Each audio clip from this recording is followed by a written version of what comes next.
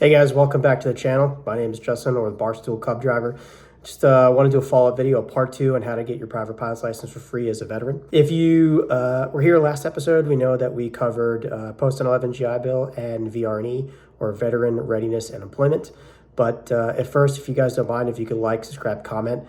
And if you're in a particular situation that you were wondering how to get into this and you have questions, please leave it in the comment sections below, and I will respond to them as best I can. And so anyway, also, if you're interested in supporting the channel, besides leaving comments and liking and subscribing, please pick up the coffee table book. You can just go to Google. You can type in Cub953 in Google. It'll pop up. You can go to blurb.com and take a look at it, and there should be some previews up there. It's a softcover book. It's all the pictures I've taken with the Cub as I travel across the country and seen neat things. So it helps support general aviation, helps keep the Cub flying. So if you don't mind, pick a copy up and keep it on your coffee table. I'll include a link in the description below.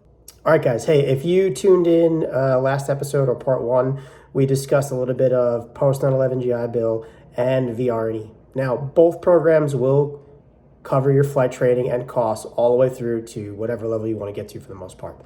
The best way that, and some of you have asked this, the best way that I've found to get to these levels is to start with your Post 9/11 GI Bill, find a school through the WEAMS Portal, which I'll show you here in a little bit, that is covered for private pilot. And there are multiple colleges throughout the country that cover you in private pilot. Once you achieve private pilot, then you should switch to VRE, Veteran Readiness and Employment. And it should be about a 6-month wait and lead time. And in order to do that, you need to have at least a 10% VA rating. So first thing you do before you start all of this is you go get a VA rating for at least 10%. While that's processing, and the easiest way to do it is for hearing loss, which is a presumptive condition at 10%. You go to the VA, you get a hearing test, you say there's ringing in your ears, which most of you have it, and then boom, you're given a 10% rating for that tinnitus in your ear. There's no way to test for it, so it's presumptive. Once you have that, you can apply to Veteran Readiness and Employment. Now, be mindful that that will take roughly 6 months. In that process, you're going to go through an initial interview. They're going to ask you why you think you're a candidate for this program, and make sure you have your ducks in a row for that program, and explain thoroughly and honestly why. Not just because you want to do it for the heck of it and it's the fastest way to get through flying and it's the best way, but also because this program allows you to enter the job force more better trained, and it gets you a higher education, etc. Come up with legitimate reasons. From that, if you're accepted, then you'll have to do some homework. That homework will include the job market rate, expected growth in the job market. They want to see that this degree that you're getting is increasing in the job market. They don't want to see that you're going to pick a job that's going to be gone out of the job market in 2 or 3 years. That's not the point of getting this program or this degree. You can go find a degree with your Post 9/11 GI Bill getting basket weaving. No one's going to question it. So that's the second thing you're going to have to do. The third thing from there is you're then going to have to maintain 2.5 GPA once you're approved. Now, like I mentioned before, you're going to have to check to see if that school is part of the WEAMS program. All right, so you're going to want to go to WEAMS, WEAMS, VA, and you're going to go to the WEAMS VA website. As you can see here, once you're on the WEAMS website, you're going to type in, if you know your institution, what university you want to go to. In this case, we'll use K-State. You're going to go to program type, click on flight. All right, once you click on the state, it'll show you what university you searched. In this case, we want to click on the main K-State campus and make sure it's under the program type as flight. Under this portion right here, it'll give you all the admin data, where it is, the mailing address, etc. Points to look at are the institution that it's agreed to the executive order, and that's a huge piece we'll get into in another video, but you want to make sure that it says that here in the video. Scrolling down, I'll give you the list of contact offices and the academic years and all that stuff. All right, once you click on programs, you're going to click on flight, and this will show you all the classes that are listed under the flight program and what aircraft. And you'll see here there's your ATP rating, here's private pilot flight lab, that's covered, and it'll give you, it'll tell you what aircraft and what simulators you use.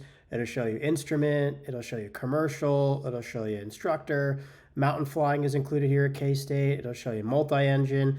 Tailwheel transition should be covered here, but to my knowledge, it currently is not. And that's also blended together with the introduction to upset training located here. All right, one thing you'll notice is it says that there's a King Air Beach available, which is a twin turboprop. And there's some other aircraft that are covered on here. But as of right now, the King Air turboprop aircraft, multi-engine turboprop, is not available here at school. It's actually sitting in the maintenance hangar. So it's actually vitally important that even though it's listed on the WEAMS program, you call the school and you verify what aircraft are available in their fleet. WEAMS program again. And what we're going to do is we're going to do a random search to show you how to get to another state.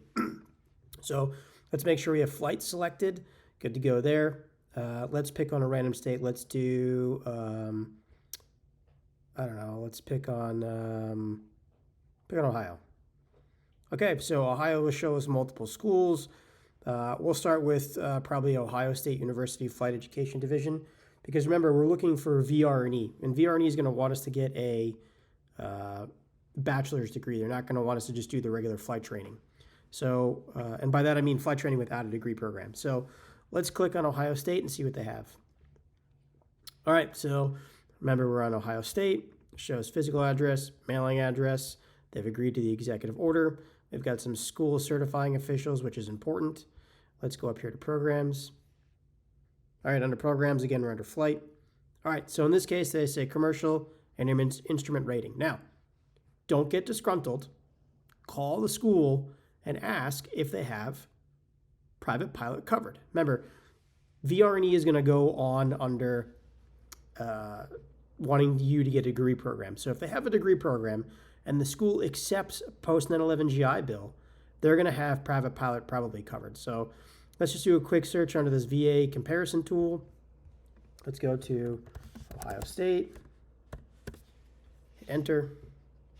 Ohio State University, main campus, Newark, I don't know where that is, Marion, some other bunch of crazy places. They got 14 pages of crap in there. So let's just go to Ohio State main campus. Let's start there.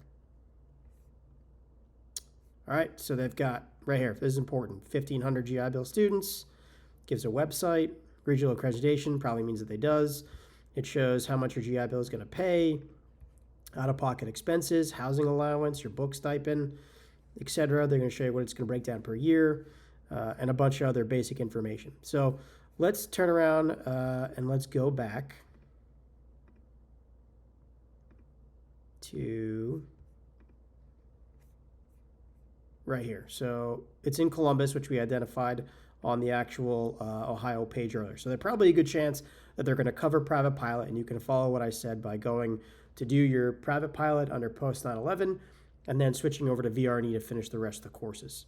Now, one thing I want to show you that I didn't show you before is when we go back even further to the Kansas page, make sure we go to flight, and we're going to click on Kansas. All right, and so we have Kansas State University and Kansas State Polytechnic.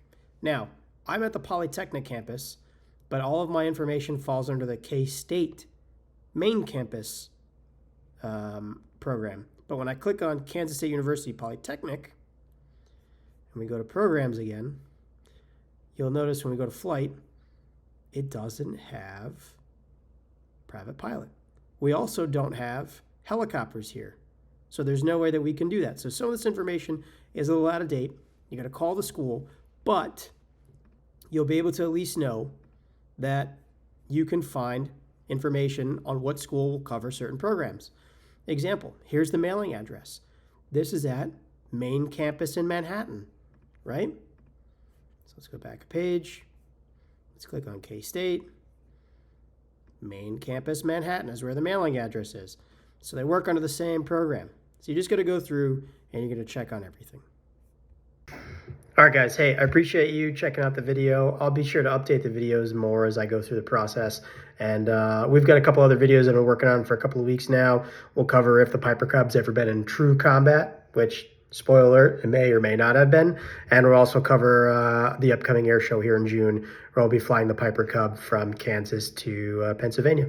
All right, guys. Thanks. Like, subscribe, comment, and make sure to pick up a copy of your copy table book. Thanks, guys. Take care.